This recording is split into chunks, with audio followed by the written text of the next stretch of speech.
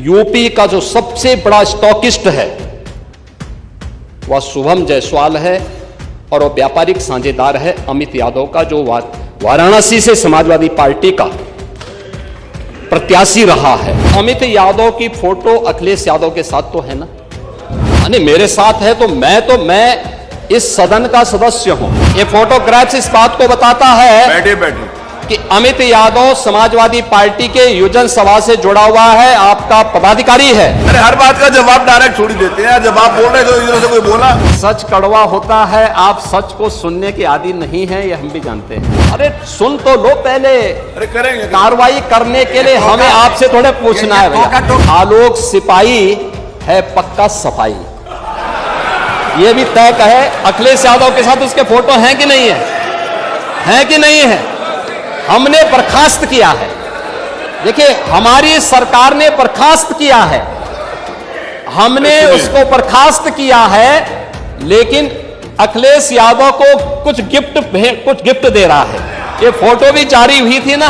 जब सरकार की कार्रवाई अपने अंतिम उस तक जाएगी तो आप में से बहुत सारे लोग फतिया पढ़ने के लिए जाएंगे वहां, तो आपको फतिया पढ़ने की लायक भी हम नहीं छोड़ेंगे, तब तक ऐसी कार्रवाई हम कर देंगे।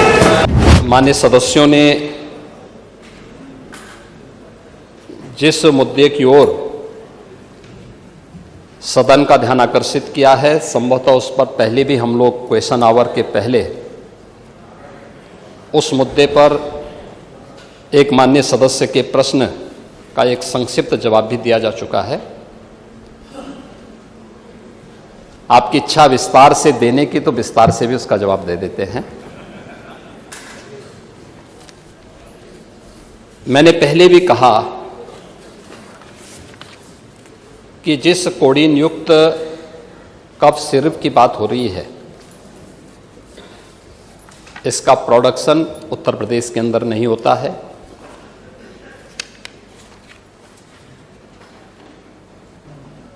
सेंट्रल नारकोटिक्स ब्यूरो उसका आवंटन करता है और कफ सिरप से जुड़े हुए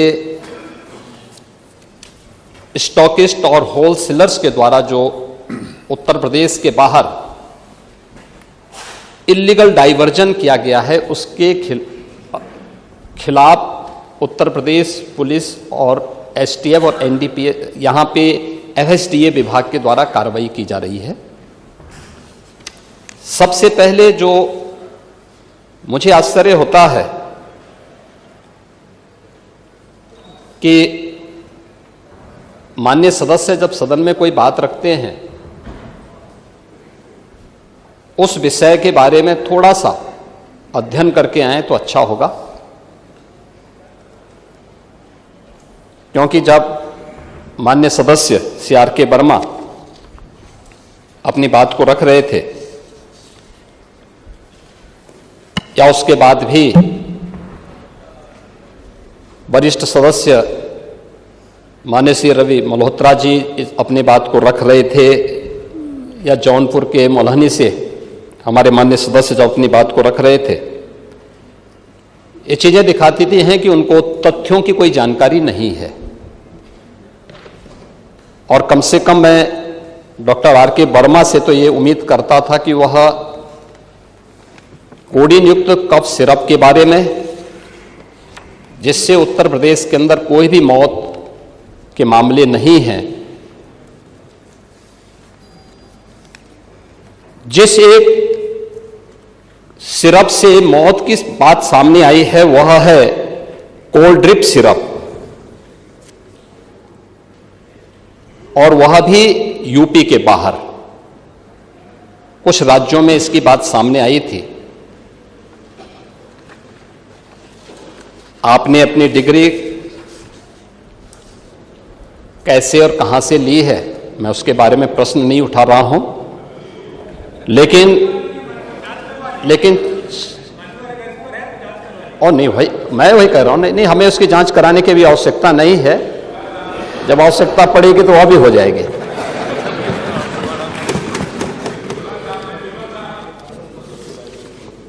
लेकिन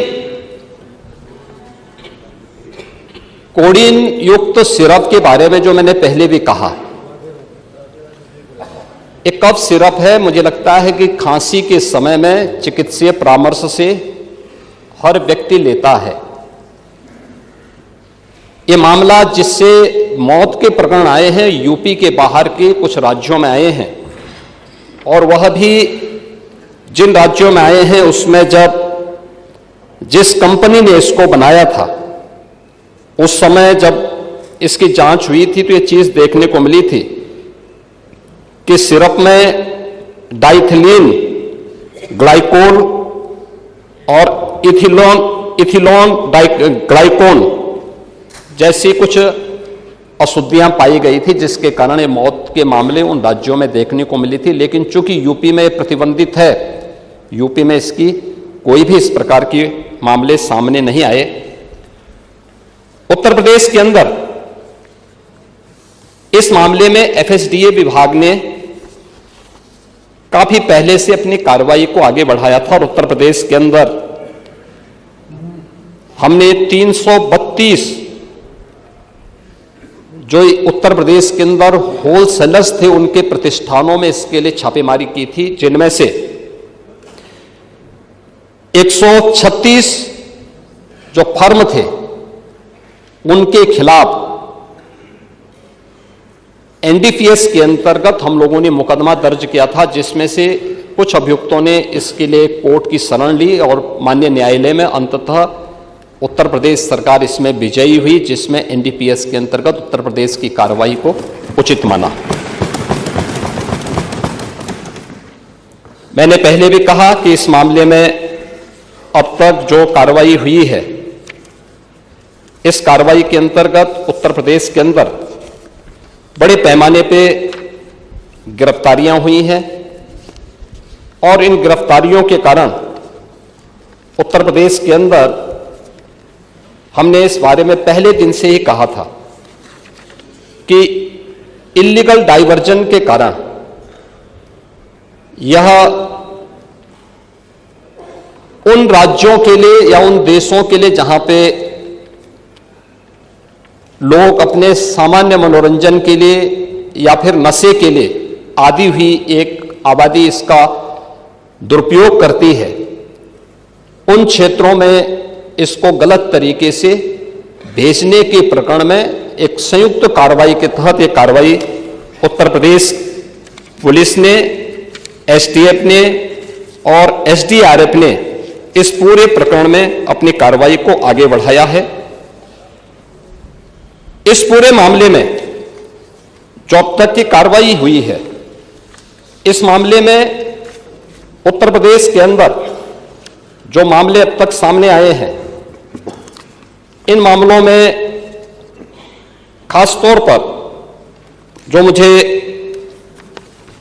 इस सदन का ध्यान आकर्षित करना था, जिसमें से 77 आरोपियों को अब तक प्रदेश के अंदर गिरफ्तार किया जा चुका है और अन्य लोगों की गिरफ्तारी, अन्य अभियुक्तों की गिरफ्तारी के लिए लगातार छापेमारी हो रही है। इस पे कार्रवाई हमारी आगे बढ़ रही है। जहां पे अवैध इसका इल्लीगल डाइवर्जन की बात सामने आई है, भंडारण की बात आई है, उनसे जुड़े हुए जो प्रमुख मामले सामने देखने को मिले हैं, उनमें एक वाराणसी में सेली ट्रेडर है,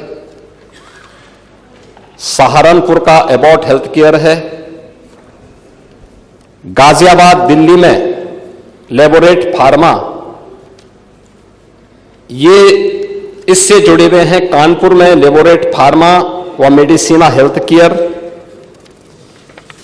और लखनऊ में इदिका और बायोहब, ये इसके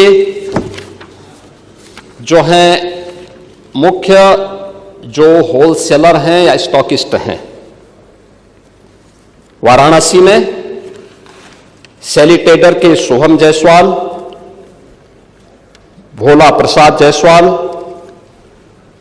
आकाश पाठक, एबॉट हेल्थ केयर के विभोर राणा, गाजियाबाद दिल्ली में लेबोरेट फार्मा के सौरभ त्यागी, अभिषेक शर्मा, विशाल उपाध्याय, पप्पन यादव और सादात।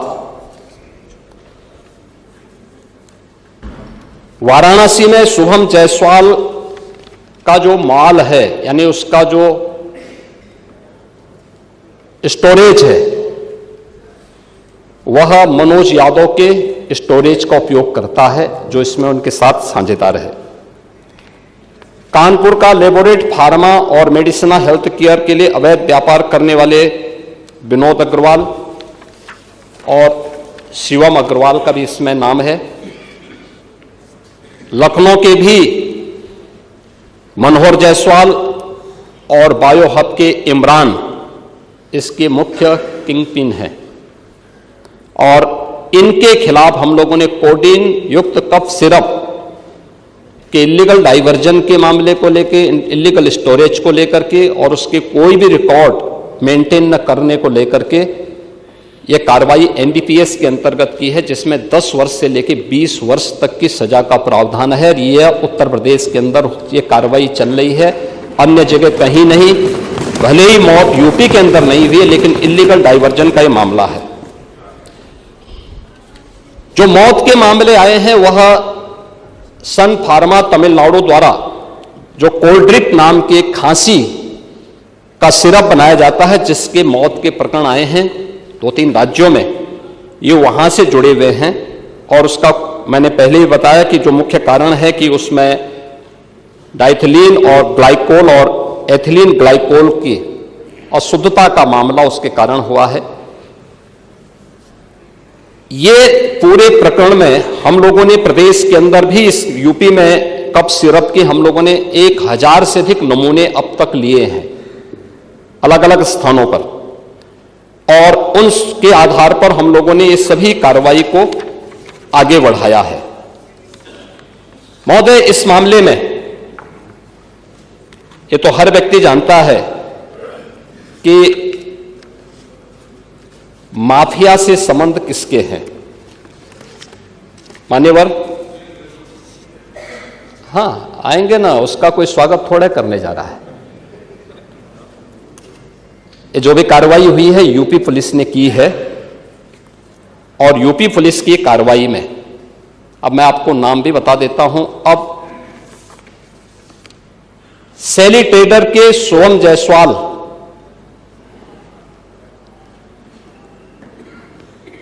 का प्रदेश सचिव समाजवादी युवजन सभा और कैंट वाराणसी से समाजवादी पार्टी के उम्मीदवार अमित यादव से व्यापारिक साझेदार है।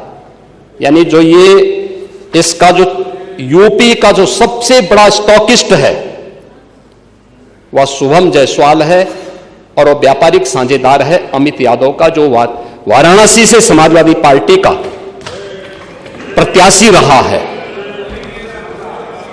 अमित यादव क्या आपका प्रत्याशी नहीं था कैंट वाराणसी से? था, याद कर लीजिए। अरे था, इस समय चुनाव थोड़े हो रहे हैं, मैं बता रहा हूं अभी। अमित यादव की फर्म का नाम इसमें, अभी बात सुनो, चलिए, पहले पूरी बात प्रत्याशी नहीं है, तो बोला जाएगा। मैं कह रहा हूं प्रत्याशी नहीं है, लेकिन ये अमित यादव की फोटो अखिलेश यादव के साथ तो है ना, ये तो है ना, ये तो है ना। नहीं, मेरे साथ है तो मैं इस सदन का सदस्य हूं, मेरे साथ है, क्या आप इसको मानेंगे? क्या इसका मतलब मेरे साथ है तो इसका मतलब एक अखिलेश यादव उस मामले में इन लोगों को बचाव नहीं कर रहे हैं? इसीलिए मैं कह रहा हूं, ये फोटोग्राफ्स इस बात को बताता है। अरे सुनिए, ये फोटोग्राफ्स इस बात को बताता है, ये फोटोग्राफ्स इस बात को बताता है बैठे कि अमित यादव समाजवादी पार्टी के युवजन सभा से जुड़ा हुआ है, आपका पदाधिकारी है, और आप इसको डिनाई नहीं कर सकते। अरे हर बात का जवाब डायरेक्ट छोड़ ही देते हैं। जब आप बोल रहे थे तो इधर से कोई बोला, जब आप लोग बोल रहे थे तो इधर से कोई बोला, तो हम लोग आप जब बोल रहे थे कोई बोला नहीं, प्लीज नहीं माननीय अध्यक्ष जी, जब आप ये लोग बोल रहे जब आप बोल रहे थे इधर से कोई भी नहीं बोला ना। दूसरा, सुनिए उसको, एक मिनट महोदय, दूसरा कुछ भी बोलेंगे तो वो नहीं। मिलिंद यादव, सुन लीजिए भाई, सच हमेशा कड़वा होता है। देखिए, सच कड़वा होता है, आप सच को सुनने के आदी नहीं हैं, ये हम भी जानते हैं। इसीलिए कप सिरप की इलीगल डाइवर्जन और उसके अवैध तस्करी में आपसे जुड़े हुए नेता लिप्त हैं। कार्रवाई कर रहे हैं ना? अरे करेंगे ना, आपसे पूछ के नहीं हमारी कार्रवाई हो रही है। हमारी कार्रवाई का आधार उत्तर प्रदेश की जनता जनार्दन है और उत्तर प्रदेश सरकार उसी आधार पर अपनी कार्रवाई को आगे बढ़ा रही है। दूसरा, मिलिंद यादव जो शुभम जायसवाल का ही व्यापारिक साझेदार है, मिलिंद यादव के फोन नंबर सैली ट्रेडर के ड्रग लाइसेंस और जीएसटी रजिस्ट्रेशन में अंकित हैं। नोट करिए। अमित यादव, अरे सुन तो लो पहले। अरे करेंगे कार्रवाई करने के लिए हमें आपसे थोड़े पूछना है। टोका टोकी नहीं होना चाहिए अध्यक्ष जी। अरे करेंगे कार्रवाई, बोलने तो दो, पूरी बात आने दो। अमित यादव, ऐसे करेंगे तो याद रहेगा सब लोगों को जो लोग उसमें इन्वॉल्व। अमित यादव और मिलिंद यादव के खातों से शुभम जायसवाल और उसकी पत्नी के खातों से लेन देन भी आए हैं।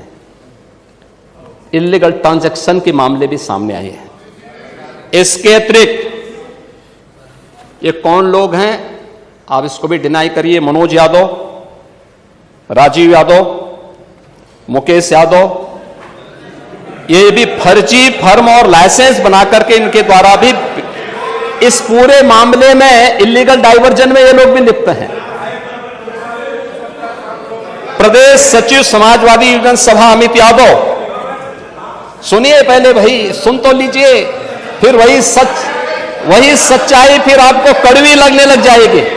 अरे सुन तो लो पहले। अरे टोका टोकी बैठिए। यह अभी आप लोग पदाधिकारी तो कोई नहीं बोला ना, बैठिए। अभी हाल ही में सुनिए यही अमित यादव दुबई की यात्रा भी किया है 24 में, दुबई की यात्रा शुभम जायसवाल के ही उससे गया है और ये उसी की यात्रा में वहां पे गया है। अभी मैं उस पे भी आ रहा हूं। विभोर राणा को लाइसेंस समाजवादी पार्टी ने जारी किया था। आलोक सिपाही है पक्का सफाई, यह भी तय है। अखिलेश यादव के साथ उसके फोटो हैं कि नहीं है, हैं कि नहीं है? हमने बर्खास्त किया है।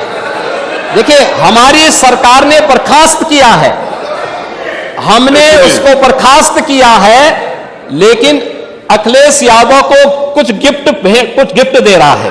ये फोटो भी जारी हुई थी ना, ये फोटो भी आपने देखी होगी। इसके अलावा, अरे सुनो भाई, इसके अलावा और कुछ आपको सुनना है तो हम आपको और भी चीजें दे देते हैं।